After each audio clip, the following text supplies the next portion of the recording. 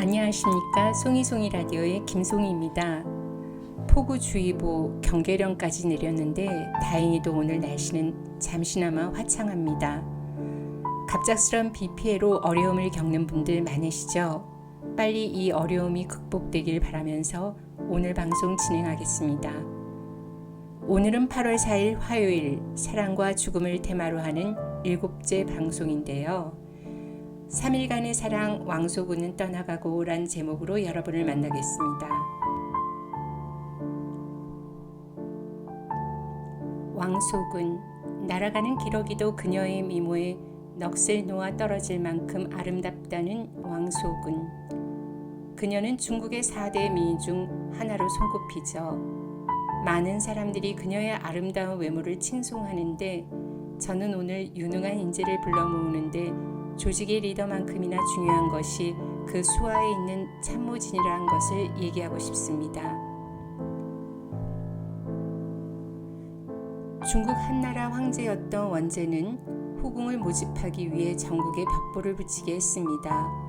전국 각지에서 선발된 수천 명의 처녀들이 입궁했는데 그중 18세의 왕소군이 포함되어 있었습니다. 황제는 궁녀를 일일이 대면할 수 없어서 당시 궁중 화가이던 모연수에게 궁녀 개개인의 초상화를 그리게 했습니다. 일종의 프로필 사진이라고 해야 할까요? 그러자 부귀한 집안의 궁녀나 장안에 살고 있던 궁녀들은 저마다 화가에게 뇌물을 바치고 자신의 모습을 예쁘게 그려달라고 청탁을 했습니다. 한마디로 프로필 사진이 그럴듯하게 나와야 황제에게 간택될 수 있다고 생각했으니까요. 그러나 왕소군은 달랐습니다. 집안이 너무 가난해서 돈도 없었을 뿐더러 황제에게 자신의 용모를 있는 그대로 보여주기 위해 뇌물을 바치지 않았습니다. 그러자 궁중화가 모연수는 왕소군을 괘씸하게 여겨 그녀의 용모를 못생긴 것처럼 그린 다음 얼굴 위에 큰 점을 하나 찍어두었죠. 그 후 황제는 왕소군의 초상화를 보고 그녀의 모습에 눈길도 두지 않아 입궁한 지 5년이 지나도록 그녀는 황제의 얼굴을 한번 보지 못했습니다. 당시 중국은 어떤 형편이었을까? 흉노족이 중국 땅을 쳐들어오지 못하도록 하기 위해 조공을 바치고 있었습니다. 그때 남흉노의 선우라고 하면 흉노의 최고 군주를 호칭하는 말인데요.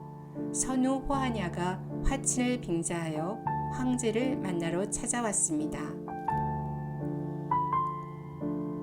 황제는 흉노족과의 정략을 위해 호하냐가 마음에 드는 궁녀와 결혼할 수 있도록 허락했습니다. 물론 황제의 얼굴 한번 본 적이 없는 궁녀들 중에서죠. 연회를 베풀었습니다. 궁녀들이 줄지어 들어오는데 호하냐는 절세의 미인 왕소군을 발견합니다. 한눈에 반해버린 호하냐. 그는 왕소군과 결혼할 것을 청하는데 한나라 황제였던 원제 역시 왕소군의 아름다움에 넋을 잃어버렸죠.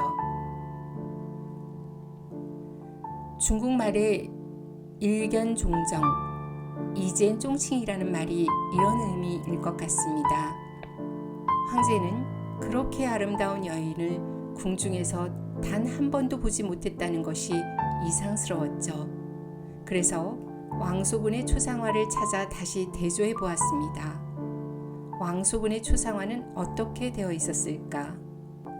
왕소군의 초상화는 본래 그녀의 모습과는 완연히 다른 데다가 얼굴에 점까지 찍혀 있었던 겁니다.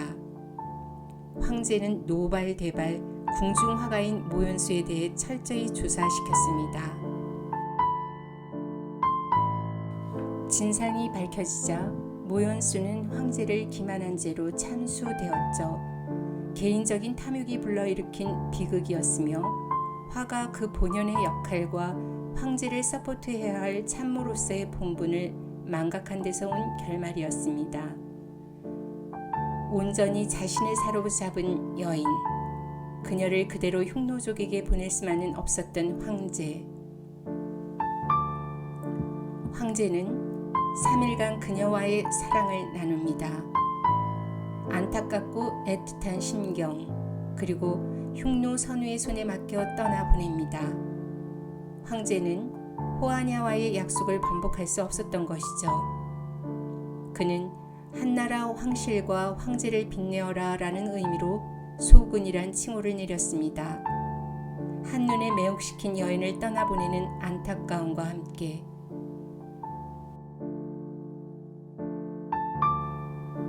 몇 세기를 지나도록 그녀의 이름이 잊혀지지 않는 이유, 단순히 그녀의 외적 아름다움에 국한되었을까요? 그녀는 흉노 백성과 중국 한나라와의 관계를 잘 유지하기 위해 화목하게 지냈습니다.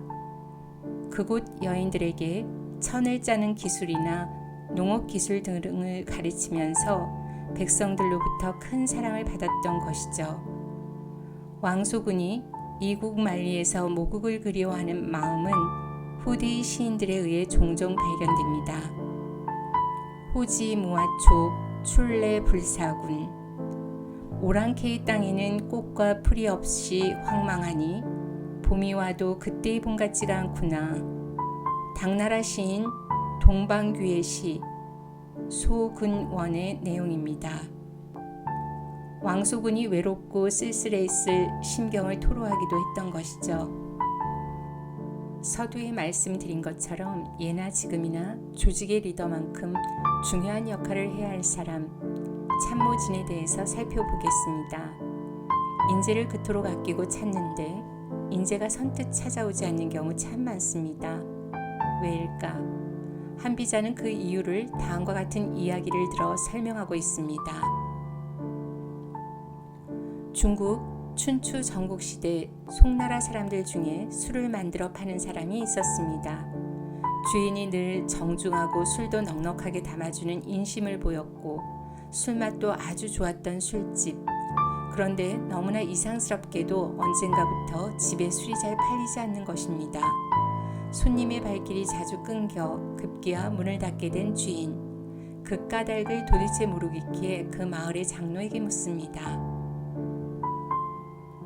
어른은 대답합니다. 너희 집 개가 사나워서 그런 것이다. 술 파는 사람이 묻습니다. 개가 사나운데 술이 왜 팔리지 않습니까? 마을의 장로가 말합니다. 사람들이 너희 집 개를 무서워하기 때문이다. 혹 너희 집에 어린아이가 술병을 들고 부모의 심부름으로 술을 사러 오면 개가 뛰어나와 물어뜯으니 이것이 너희 집에 술이 팔리지 않는 까닭이다. 아무리 훌륭한 인재가 좋은 능력을 가지고 군주를 찾아왔더라도 단체를 찾아오더라도 주변의 대신들이 사나운 개처럼 그 사람을 헐뜯거나 참소하면 결국 인재들은 모두 떠난다고 하는 것이 한비자의 논리입니다. 아무리 훌륭한 군주가 있더라도 그 주변에 인재를 제대로 관리할 만한 인물이 없으면 그 나라에 진정한 인재가 찾아올 리는 없다는 말이죠.